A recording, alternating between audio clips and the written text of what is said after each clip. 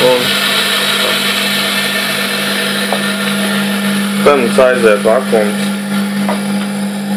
Mašīna strādā, sūc ārā gaisu, maisiņam nekas nemainās, jo gaisa tiek izsūkums vienmērīgi pa visu kameru un spiediens ir vienāds. Tas pats kaut kas līdzīgs, tā kā braucot mašīnā, kamēr logi ir aiztaisīti, tikmēr ātrums neietekmē, kā attaisa logu, tā uzreiz sāk pūst. Mēs gaidām.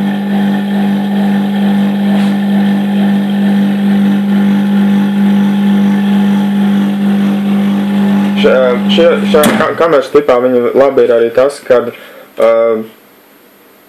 var vakumēt arī produktus, kuros ir daudz šķidrumu, arī ūdens, pat zupas var vakumēt. Viņas nekur neiesūks nekur kompresorā iekšā, viņas paliks maisiņā.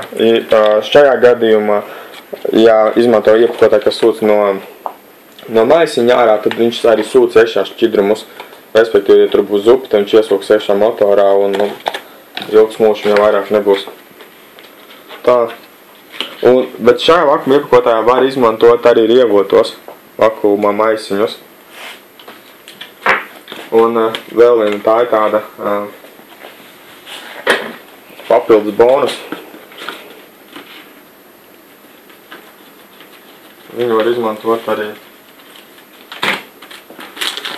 kausēt arī no otras puses. Tas ir labi tajos gadījumos, ja tiek izmantoti ruļļi, vai maisiņš ir garāks nekā atļauj to izdarīt kamera. Galvenais, lai kausēšanas platums būtu atbilstoši. Viss, arī te viņš aizgāja, viņš jau uztaisīja vakumu un būs spēcīgs.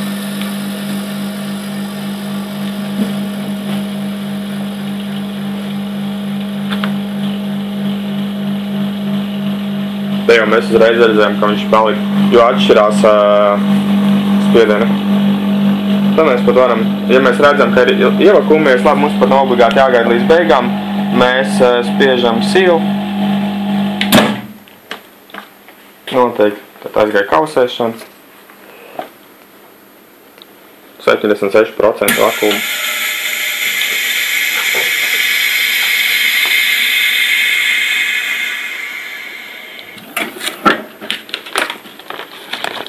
Arī šeit varam redzēt vakums, jo maisiņš smuki ir aizkausēts. Un vēl tāda lieta par lietošanas jaudām vai noturību. Šajā iekārtā tiek izmantots daudz lielāks vakuma sūknis, kas nozīmē to, ka viņš var uztaisīt gan augstāku vakumu līdz 99%, gan arī tas, kad iekārta kalpos. Principā viņš kaut kā uz 10 gadiem viņš paredzēts stabili, ko lietot. Daiga uzdeva labu jautājumu par software funkcijām, kurā gadījumā viņš sūc vakumu no maisiņa, kad no kameras. Lieta tāda, ka kad viņš sūc no kameras, viņš izsūc arī vakumu no maisiņa. Bet vizuāli nekas nemainās. Tā, to mēs pārbaudīsim tagad. Nomaniksim vakumu uz 30%, 30% vai 35%, lai ir.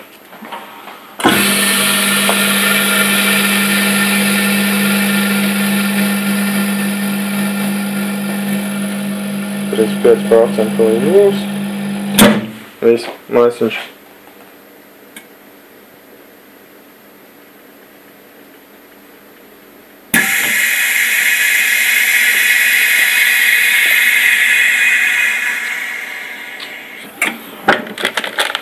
Šitais te ir švaks vakums. 35% tas ir švaks vakums. Mēs redzam jau tagad vizuāli, ka tur iekšā ir gaisa. Un lieta tāda, pārbaudīsim, vienkārši uztaisīsim eksperimentu, kas notiekās, ja iekšā ir maisiņš, kurā jau ir kaut kā tā gaisa, kaut kāds gaisa blīvums, kaut pretestība. Tā, kausējam uz sliedu maisiņu virsū.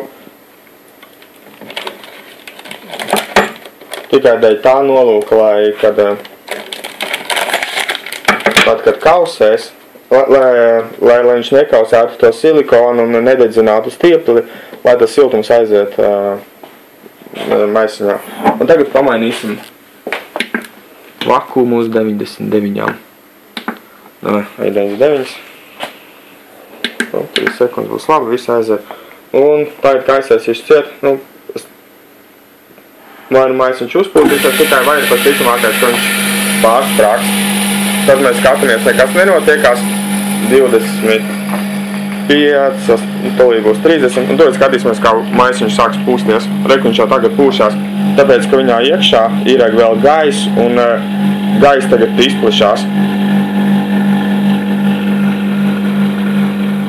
Labi, uzliku ciet, tāpēc, ka, lai sprākstot, viņš neizmet kaut kādu bleķi tur pa stiklu. Bet, principā, ja būtu turpinājis, tas maisiņš būtu viņš arī pārsprādzis. Un tagad, kad tiek ielaists gaiss, tad viņš atkal tas spiediens izlīdzinās. Softāra funkcija, viņa gaisu laiž pakāpeniski.